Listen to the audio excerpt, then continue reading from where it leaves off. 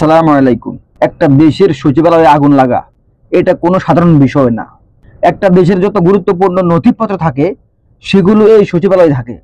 সেই সচিবালয়ের দুই প্রান্তে আগুন লাগা এটা কোনোভাবেই ছোটখাটো ইস্যু না। আমাদের সরকারের কর্মকর্তা মন্ত্রীরা যে একটা অপদার্থ, তারা যে অকর্মার ঢেকি, এটাই তার প্রমাণ। এখন আগুন লাগার পরে, আগুন লেগে যত নথিপত্র ছিল সবগুলো পুড়ে যাওয়ার পরে, এখন আমাদের যত উপদেষ্টা আছে, এখন আগুন লাগার পরে সবার একটাই কথা, যত নেতা আছে, মন্ত্রী আছে, উপদেষ্টা আছে, সবাই একটা কথাই বলে, এই আগুন লাগার পেছনে একমাত্র আওয়ামী লীগ দায়ী। আরে ভাই, এই কথাটা শুধু আপনারা বলার কি? এই কথাটা সবাই বলে। এটা আপনারা নতুন করে বলার কি আছে? আপনারা যে নিজেরা ব্যর্থ হয়েছেন, এটা অন্তত একবার নিজের মুখে মানেন। না নিজেরা মানেন নিজেরা ব্যর্থ হয়েছেন, না আওয়ামী লীগের বিচার করতে পারছেন, কিছুই পারেন না, তাহলে আপনারা ক্ষমতায় বসছেন কেন? আপনারা একটা অযোগ্য মন্ত্রী হয়ে বসে রয়েছেন, এমপি হয়ে বসে রয়েছেন, আপনাদের যোগ্যতাটা কি বলেন? আরে ভাই, রাজনীতি একটা খেলার মাঠ। এখানে যে দল ক্ষমতায় বসবে সেও খেলবে, যারা ক্ষমতায় বসেনি, মানে যে দল থাকবে ক্ষমতার বাইরে, তারাও খেলবে। কিন্তু যে দল ক্ষমতায় থাকবে তারা তাদেরকে দমে রাখতে হবে, তাদের সাথে চ্যালেঞ্জ করে জিততে হবে। এটাই হচ্ছে পলিটিক্স। এখন আপনারা যদি ক্ষমতায় বসে পদ পেয়ে, মন্ত্রিত্ব পেয়ে যদি আপনারা সব দোষ দেন বিরোধী পার্টির, তাহলে আপনাদের যোগ্যতাটা কি বলেন?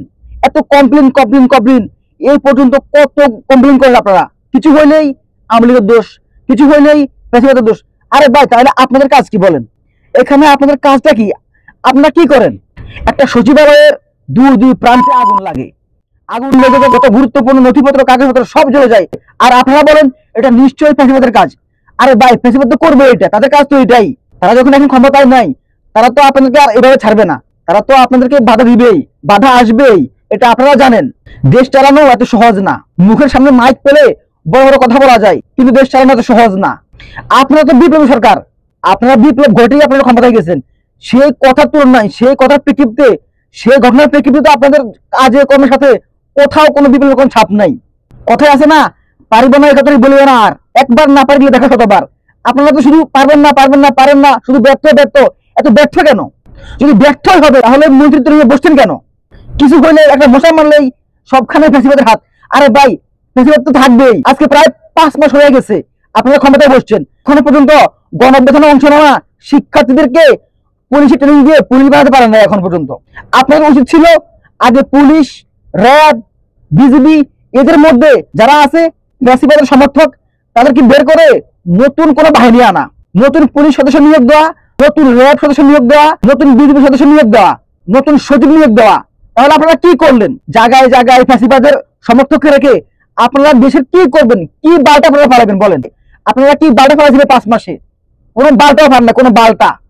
কিছু হলে খালি এক দোষ এক দোষ এক দোষ। আরে ভাই, আপনারা কি করছেন? আপনাদের ব্যর্থ, এটা অন্তত মুখ দিয়ে মানেন না একেবারে।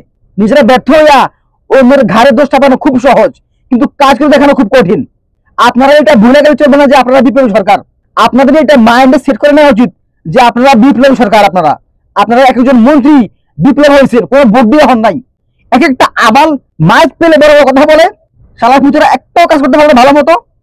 না আছে যোগ্যতা, না আছে কোনো সাহস, না আছে কোনো হিম্মত, কিছুই নাই। মন্ত্রী হয়ে বসেছে একটা শালার পুত শালারা। কোনো অঘটন ঘটলেই সব জায়গায় আওয়ামী লীগের হাত। আরে ভাই, আপনারা কি করছেন? তাহলে আপনাদের কাজ কি? সব জায়গায় যদি আওয়ামী লীগে আকাম করে, তাহলে আপনারা ক্ষমতা নিয়ে বসেন কেন? যদি আপনারা না পারেন তাদেরকে দমাইতে, তাহলে নতুন কোনো উপদেষ্টা নিয়োগ দেন। নতুন কোনো উপদেষ্টা নিয়োগও দিবেন না, আবার আপনারা নিজেরা পদে ছাড়বেন না। কিছু হইলেই বলবেন আওয়ামী লীগের দোষ, ফ্যাসিবাদের দোষ। আরে ভাই, আপনারা কোন বালটা ফেলান তাইলে? আপনাদের কাজ কি? আপনাদেরকে রাখছে তাদেরকে দমানোর জন্য। কোনো আইন মেনে কোনো বাল ভালো করবেন না। যা করেন আইনের বাড়ি গিয়ে করতে হইব, সংবিধানের বাড়ি গিয়ে করতে হইব।